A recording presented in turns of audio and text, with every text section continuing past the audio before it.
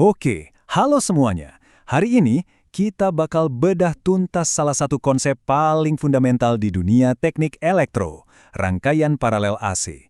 Konsep ini tuh ada di mana-mana loh, mulai dari jaringan listrik di rumah kita sampai motor-motor raksasa yang gerakin industri. Yuk kita langsung mulai aja. Nah, biar gampang, kita mulai dari ngebandingin rangkaian AC sama DC yang lebih simpel.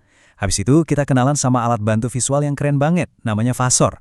Terus kita bakal bedah satu persatu gimana kelakuan arus di tiap komponen sebelum akhirnya kita gabungin semua buat ngertiin soal segitiga daya.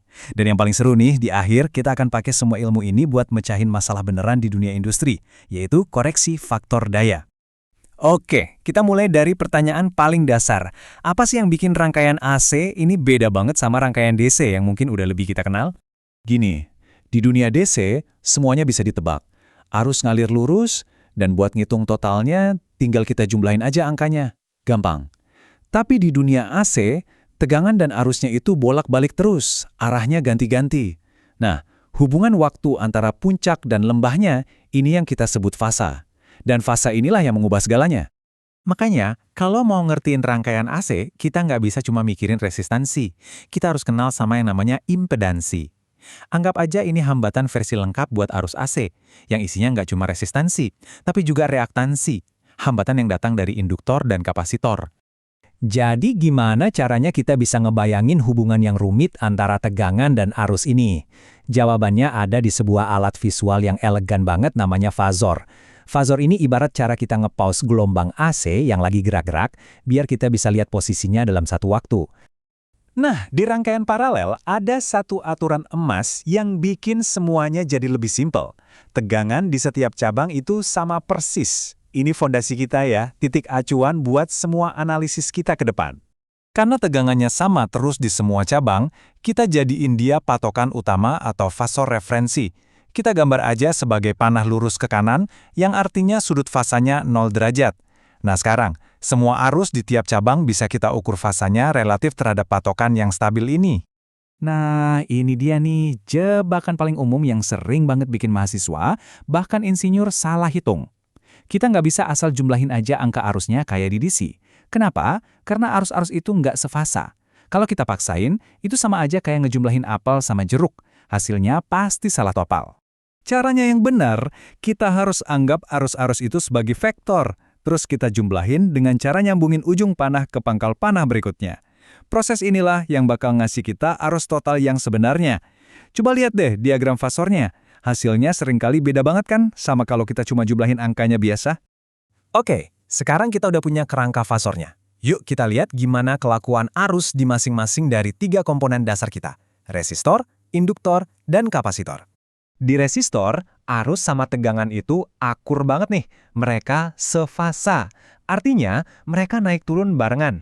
Jadi, fasor arusnya bakal segaris lurus sama fasor tegangan patokan kita tadi. Kalau induktor, beda cerita. Dia itu sifatnya menahan perubahan arus. Butuh waktu buat medan magnetnya terbentuk, yang bikin arusnya jadi tertinggal di belakang tegangan sejauh 90 derajat. Nah, di diagram fasor, ini kita gambar sebagai panah yang nunjuk lurus ke bawah. Kapasitor itu kebalikannya. Dia harus diisi muatan dulu, jadi arusnya justru nyalip duluan atau mendahului tegangan sebesar 90 derajat. Ini kita gambar sebagai fasor yang nunjuk lurus ke atas. Tabel ini ringkasan singkatnya. Resistor itu sefasa, induktor arusnya tertinggal 90 derajat, dan kapasitor arusnya mendahului 90 derajat. Ingat baik-baik hubungan ini ya, karena ini kunci buat ngerti semua yang akan kita bahas setelah ini. Nah, sekarang kita masuk ke dampak nyata dari hubungan fasa tadi. Perbedaan waktu antara tegangan dan arus ini punya efek langsung ke seberapa banyak daya yang benar-benar dipakai sama rangkaian. Di dunia AC, ada 3 jenis daya yang perlu kita tahu. Pertama, daya aktif. Inilah daya yang beneran kerja, misalnya buat nyalain lampu. Kedua, daya reaktif. Ini daya yang cuma mondar-mandir antara sumber sama komponen, nggak ngelakuin kerja nyata. Dan terakhir, daya semu. Ini adalah gabungan vektor dari keduanya. Dan ini bagian yang paling keren, kalau kita ambil diagram fasor arus yang tadi, terus setiap sisinya kita kalikan dengan tegangan, jereng, kita bakal dapat segitiga daya. Jadi geometri arus itu mencerminkan langsung geometri daya. Ini konsep yang penting banget. Nah, perbandingan antara daya aktif dan daya semu ini namanya faktor daya. Anggap aja ini rapor efisiensi sistem listrik kita. Idealnya itu angka 1. Kalau faktor dayanya rendah, artinya kita narik arus lebih banyak dari yang seharusnya, boros energi, dan bikin tagihan listrik bengkak.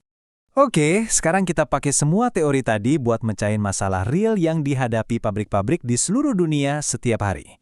Memperbaiki faktor daya yang jelek. Gini, pabrik itu kan isinya mesin-mesin motor induktif. Sifat alaminya, motor-motor ini punya faktor daya yang rendah. Artinya, mereka nyedot banyak banget daya reaktif dari PLN. Itu sama aja kayak energi yang kebuang, tapi mereka tetap harus bayar.